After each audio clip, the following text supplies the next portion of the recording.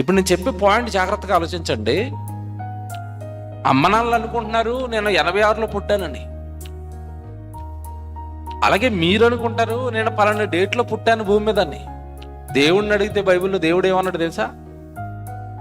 మీరు శరీరాలు ఎత్తింది 30 ఏళ్ల క్రితం, 40 ఏళ్ల క్రితం, 50 ఏళ్ల క్రితం అవ్వచ్చు, కానీ ఆ శరీరం ఎత్తి మీరంటూ నాకు కావాలి అని నేను ఎప్పుడు అనుకున్నానో తెలుసా? జగత్తు పునాది వేయబడక మునుపు అన్నాడు దేవుడు బైబిల్లో. అన్నాడా? ఎఫెసీయులకు రాసిన పత్రిక 1వ అధ్యాయం 4-6 వచనాలు తీయండి, ఎంత బాగుంటుందో.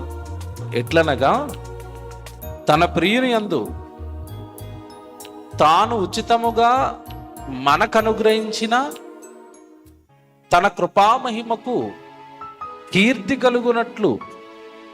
చూసారా? ఇది అండర్లైన్ చేసుకోండి. మన జన్మ ఎందుకు జరిగిందో పాయింట్ వైజ్ చెప్పుకుంటూ వస్తున్నాడు పౌలు గారు.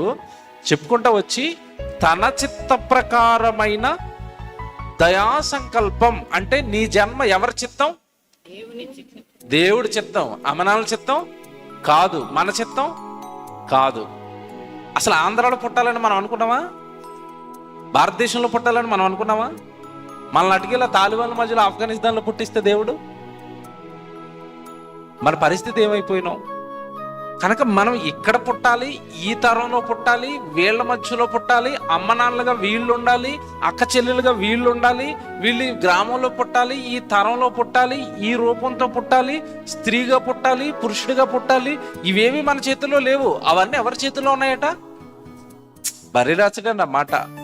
తన చిత్త ప్రకారమైన దయా సంకల్పము చొప్పున యేసుక్రీస్తు ద్వారా తనకు కుమారులుగా స్వీకరించుటకై మనలను ముందుగా తన కోసము నిర్ణయించుకుని, మనము మన కోసం పుట్టలేదట.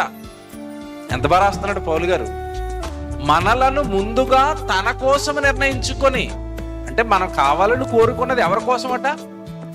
తన కోసం. అంటే మనం ఎవరి కోసం పుట్టాం? ఇప్పుడు దేవుని కోసం పుట్టాం.